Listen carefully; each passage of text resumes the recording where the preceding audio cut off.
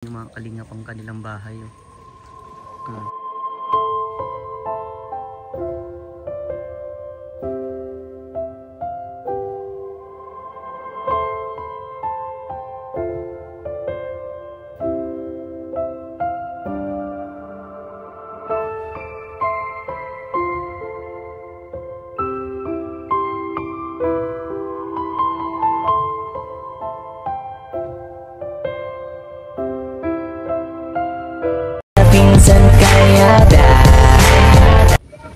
So ayan mga kalingap, isang magandang tanghali po sa inyong lahat. At yan, kung bago pa lang po kayo sa aking YouTube channel, ako po si Vincent Calyada. Please like and share po nitong video ito para mapalawak pa po natin ang pagtulong po sa mga taong nangangailangan. At huwag niyo pong kalimutan po, pindutin ang notification bell po para lagi po kayong updated po sa mga bago kong uploads. At kung bago pa lang po kayo, ako po si Vincent Calyada. So ayan, at maraming salamat din po sa mga viewers, subscribers, sa mga sponsor, sa mga minamahal kong OFW, sa mga hindi po na-skip ng ads. Maraming salamat po sa patuloy niyong pagtitiwala sa inyong masipag na scouter. So ngayon mga kalingap, marami po ang ulan. At ayan, nagpunta po tayo dito sa ayan, yung ito na po yung part 2 na sa tutulungan po natin na tutumba po yung kanilang bahay. Na kala Nicole po, kala Nanay Norma, aabutan po natin ng konting biyaya mula po sa ating YouTube channel. So ayan, at naawa pa ako kasi nakita nyo naman po ang panahon mga kalingap, nag-umuulan. At kung makikita nyo yung kanilang bahay ay talagang grabe, talagang tutumba na. At grabe na po yung nakasiksik po sa kanilang bubong. So ayan, tulungan po natin mula po sa ating YouTube channel. So tara mga kalingap, punta na po natin at lalo pang lumalakas pang ulan. Tara po. Ayan mga kalingap, dito tayo punta sa kanilang bahay. Grabe, ayan po mga kalingap po. Mapapansin naman ninyo mga kalingap ang kanilang bahay. Grabe, talagang sirang-sira. So ayan, balikan natin mga kalingap para mabigyan din po sila ng pambili nilang grocery. Kita nyo po yung mga kalingap. Tao po! Uy, andito si Nicole. Hello. Ay, sige. Papasok, Nay. Okay lang po, Nay. Sarap nito sa gata, oh. Mamahayain sana namin ay wala. Kami nakawatag ng langis. Okay. Grabe. Yung po mga kalingap. Yan po yung nakasiksik. Kopi ko, oshi, kung ano-ano po mga plastic. Para hindi lang po magtuluan dito. Grabe, oh. Talagang tutumba na, Nay, oh. Gabi na, tuloan kami dito. Ngayon ko lang yung siksikan. Kamusta na po, Nanay Norma? Bless po pala. Kamusta na po? Ay, ito po. Yung mata ko, naiilas ako. Nagang kipit-kipit. Ay, nagang kibot-kibot. Buti wala kayong pasok, Nicole. Bakit wala kayong pasok? Sem break na po. Sem break. Wow. Sem break na. Sem break ang tawag niyo. 5 araw. 5 araw, hindi po yung sem break. Oh, swerte niyo wala kayong pasok 5 araw May module naman. Oh, may module. Okay yan, mas maganda yan. Para kahit sem break kayo, nag-aaral pa rin kayo, Kasi para sa inyo din yan. Kumbaga, may matututunan pa rin kayo kahit sem break. Kamusta kayo dito, Nanay Norma? Grabe kayo yung inaalala ko. Kasi grabe ang ulan. Grabe nga ang ulan. Yung labahin ko hindi ko natatapos. Hindi na po natatapos. Grabe, tabing ina na yung. Grabe. Katakot nga po ito. Dito kami natutulog. Baka bumagsak. Mas delikado. Ito pa naman. Po. Buti medyo malakas na pa ang boses nyo na parang naka-recover ka na po. Very good. Pero, thank you, Lord. Hindi ko pa rin nabibili yung gamot ko. May ako ay may reseta pa sa akin, hindi ko nabibili. Magkano man po ang naabot? Ano pong gamot para saan? Antibiotic yun ay. Antibiotic po. Saka yung Nasaan yung ibang kapatid ni Nicole?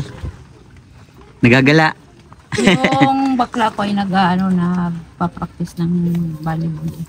Okay. Varsity siya. Ayos very good. Ang daming tao dyan, Nag-pay out ng ng as assistance okay. sa mga estudyante. Kamusta naman, Nicole? Nung simula nung ma-vlog po kayo, napanood nyo ba yung vlog ko sa inyo? Anong na-feel mo? Anong naramdaman mo nung panahon na na-vlog ko kayo? Masaya po. Masaya. Tapos ano pa? Ano pa yung mga pumasok sa isip mo? Naiyak ka ba doon sa kwento ng buhay ninyo? Medyo po. Medyo. Medyo. Talagang nakakaiyak po. May nagkaiyak na doon sa nakapanood. Siya po. Sa akin. Ano naman ayan, nakakadala yung ano ninyo. Siya nga po, talagang nakakaiyak yung ganitong sitwasyon. Lalo na sa iyo, ang ganda-ganda mo tapos ganito yung sitwasyon ng buhay nyo. Siyempre, wala tayong magagawa kasi ganito tayo. Mahirap talaga ang isang mahirap, Nay. Pero lagi yung tatandaan, Nicole, hindi hadlang ang kahirapan, Gaya ng sinabi ko sa inyo, hindi hadlang ang kahirapan para sa pangarap. Kaya kailangan lang magpursige para maabot ang pangarap, di ba? Tiyaga lang. Kamusta naman yung pag-aaral mo ngayon? Ayos naman po. Ayos. Nakadagdag ba ng motivation yung mga sinabi ni Kuya Vincent sa'yo? Ano yung bagay na nagpalakas ng loob sa'yo yung mga sinabi ni Kuya Vincent sa'yo? Katulad ng ano? Ano lang po, pagbutihin lang po yung pag-aaral. Pagbutihin ng pag-aaral. Magsikap. Tama yan. Asan po yung asawa niyo, Nanay? Nagsa-sideline po. Yung mga sandra uwi. Doon na sa bilyaran natutulog. Doon. Pinapagtao daw siya doon sa bilyaran. Tapos napadala na lang po ng pera dito. Tuwing hapon pinapapunta ng dito. Okay. 200 araw-araw. Para magkasya lang po. At least yun, may sideline. Kumbaga may income pa rin. Pangdagdag. Opo, pandagdag na din sa mga bilihin. Kamusta po pala? Ano po yung nabili nyo nung Nagagad ako ng ay sinend ko. Oo nga, marami kasi. Kilong bigas. Wow, very good. Buong manok. Yun. Saka bila ko ng gatas. Tama po yan. Gatas, asukal, tuyo. Tama. Pangdagdag na pangkawawa. Walang ulam. Tuyo. Opo, tama yan. Tsaga lang po baga sa buhay. Nauubos nga lang po ngayon ng bigas ko. 2 weeks ang natira. Okay lang po. Itinaon ko po kasi na walang pasok yung pagpunta dito kasi siyempre, 'di ba? Sabi ko nga po, priority ko na mga katulad ninyong mga kabataan na mag-aral. Kasi ang pag-vlog naman, may panahon naman, may oras, may ilalaan akong oras para doon. Ngayon, natiyempohan ko wala. Sabi ko parang walang pasok ang mga public Yun. Kaya pumunta na ako dito. Kaya yung pinuntahan ko. 'Di ba? Para malungkot pa rin si Nicole. Malungkot ka pa rin? Hindi. Nakakalungkot talaga sir at mapunta na naman dito yung taga-bangko, pipilitin na kami paalisin. Yun nga pong problema, Kung saan kayo matira na. Wala pa kayong, wala kayong sariling lupa. Ano po? Sabi nga po nung kapitan dyan, lang daw nakuha, 6. Yung dadalahin. Yung mga kamag-anak lang ng dyan, kagawad, kinuha. Mga bilya prangka. Sabi ko, paano naman na kami? Namili si kapitan ng tutulungan. Sabi nung magbubutuhan, siyang bahala sa amin. Kung magbutuhan na, di na kami pinapansin nung makabuto na. Ikaw, Ate Nicole, ano ba ang kahilingan mo? Anong tanging kahilingan mo? Ito naman talaga, mapaayos ng bahay.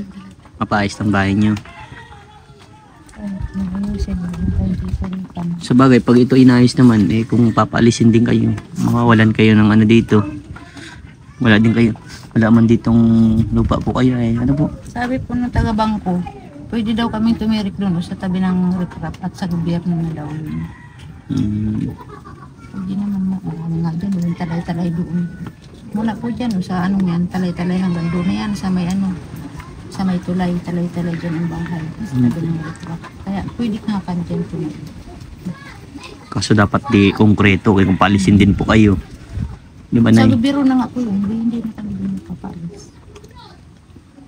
Pero mahirap pa din yun, Nay, at di yun sa kumbaga hindi yung sariling lupa. Dapat sariling lupa, mas maganda yung ganun para meron kang pinangkakapitan. Pag sarili mo lupa, hindi ka na mapapaalis dyan.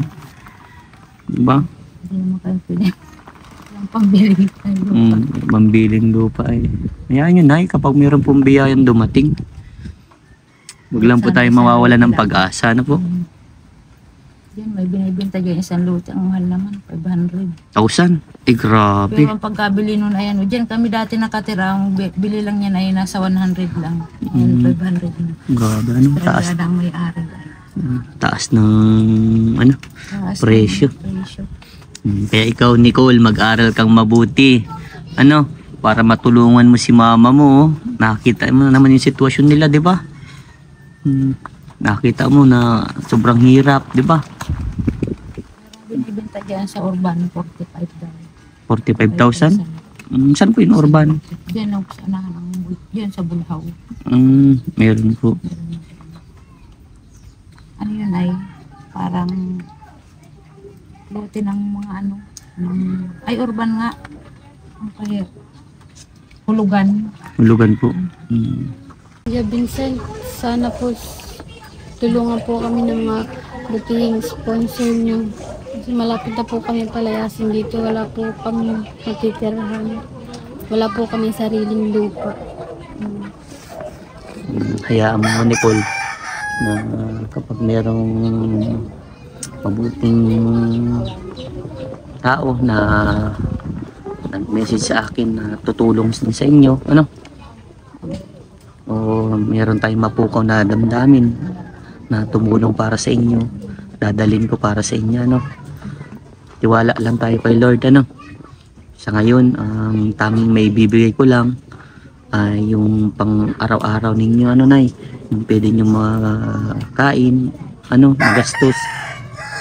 So, ito ay mula sa aking YouTube channel, ano? Isa din kayo sa inisip ko nga. Gaya ng sinabi ko, inisip ko kayo. Talagang grabe bagay ng nakaraan, grabe ang lakas ng ulan. Tapos ngayon pa na grabe ang ulan, di ba, Nay? Hindi pa pati ako masyado makapaglabada at sabi ko na na ganito ko. Opo, huwag niyo pong pepersin, Nay. Parang ano po? Parang magkakalas yung ganito ko ay. Kakalas. Lalo pag nakatungo akong ganito. Opo. Sakit na may ito ang hindi ko na ipapacheck up ay. Baka may UTI kayo, Nay. Yun nga na hospital ako yung UTI. Yung UTI yan. Antibiotic nga yung dapat kumain. Hindi ko naman inom. Nay, ito po ay mula po sa aking YouTube channel. 2,000, Nay, tanggapin niyo po. Maraming salamat po. Sana po ay natulungan kami dito talaga sa bahay namin. Naiyak si Nanay. Bakit, Nay? Naiyak po yun. Malaking tulong po ito sa amin ngayon pang araw-araw. Malaking tulong na po sa inyo pang araw-araw po. Hindi naman po nagkakasyang 200 yung asawa ko ay Tsaga na lang po, ano, Nay. ito araw. Naiyak si Nanay na rama. Ano na po may bibili niyo po yan, Nanay? Nabili lang ako itong bigas. Bigas po. Yun naman lagi ang inuuna ko, priority ko ang bigas. At itong mga anak ko ay ayaw ko rin naman sila yung nagugutom. Tama po, Nanay. Sana po ay ano, magandang may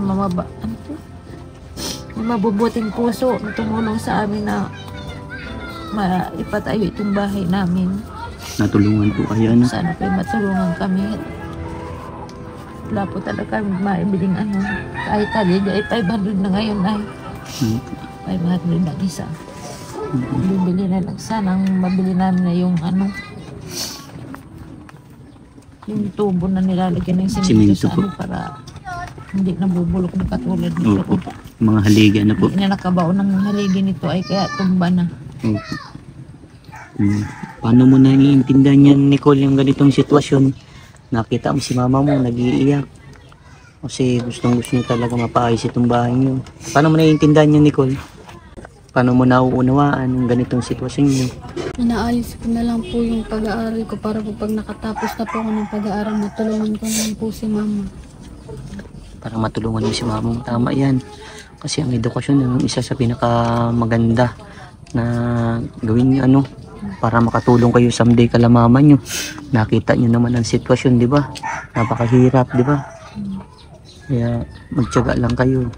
Habang pinapaaral kayo nila Nanay Norma, pakita nyo na talagang hindi nyo sasayangin yung pagkakataon na yun na pinapaaral kayo.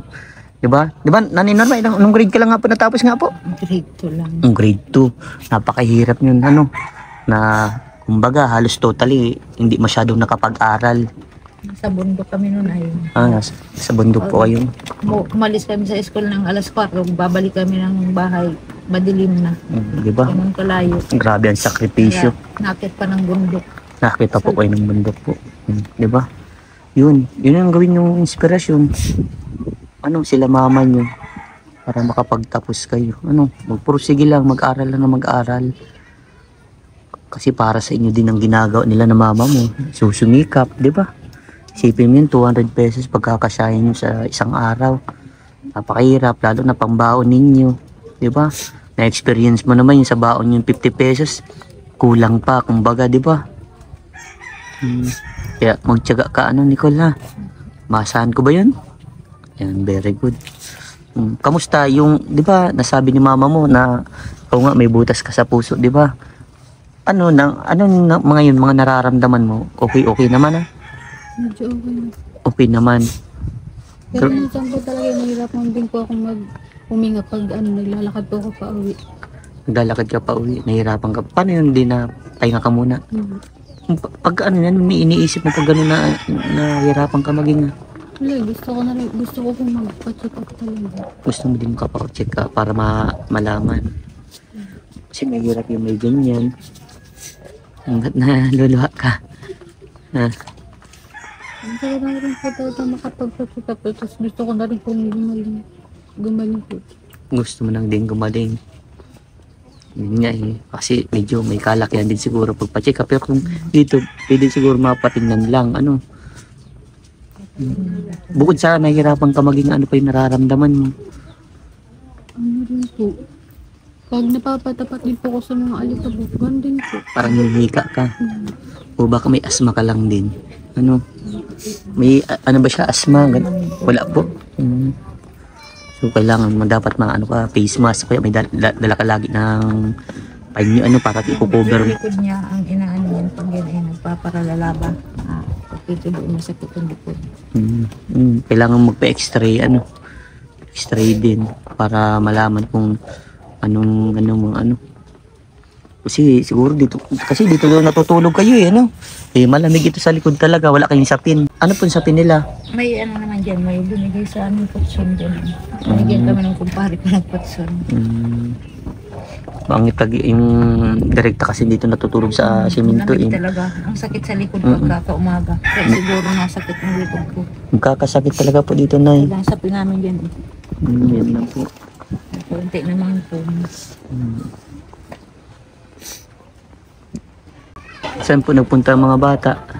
Yung isa po, ano pangalan yung isa? Si Aracel. Arcel, grabe, naiyak din si Arcel, feel niya yung buhay niyo po. Ganun talaga mga lalaki, talagang mga tunay na lalaki, iyakin talaga. Nanay. So, ayan, hayaan nyo po na kapag mayroon pong biyan dumating na, dadalhin ko dito ha, Nicole. Basta tiyaga lang aral lang mabuti para sa pangarap Kuya Vincent, maraming salamat po dito sa binigay niyong tulong sa amin. May bibili na po namin ito ng pagkain mamaya. Walang anuman, Nicole. Basta si Kuya Vincent mo tutulong yan sa abot ng kayang niyang makakaya Basta yan, mahal tayo ni Lord always pray lang tayo nanay kay Lord magdasal po tayo at pasalamat natin ang mga biyayang dumarating sa atin Nicole, mapamaliit o mapamalaking bagay, always nating ipasalamat sa ating Panginoon at lagi lang tayo magdasal kay Lord na sana gabayan tayo, na sana meron dumating na blessing, di ba? Ganyan, matagal man ang process pero darating at darating yan Nay. Yan, dasal ko ba matulog sa nasanay. May tumulong sa amin dito sa aming bahay. Po, Nay. Kung ako lang nanay ay may maraming lupa, bakit hindi ko kayo bigyan, Nay? Kasi hindi ko naman totally madadala ang ganyan Di ba, Nay? At least nakatulong ka na, nakapasaya ka pa ng pamilya. Di ba? Kaya inyo basta, yes. Basta ganun lang po. Laban lang po tayo sa hamon ng buhay. Nay? Lang po, nalalaban lang talaga. Yun ang gusto kong marinig, Nay. Hintay na lang sa darating na Biyaya. Opo. biyaya. Yun. Yan. At saka samahan lagi ng dasal, Nay. Nicole, happy na? Yan, mag-aral mabuti ha. God bless sa iyo, Nicole. Nanay Norma, mag-ingat po kayo dito at ako po uuwi na at alam niyo naman po ang panahon. Maraming salamat. Po, wala ka naman, Nay. God bless po sa inyo. Bye-bye na po. Bye. Bye. Bye, Nicole. Bye-bye.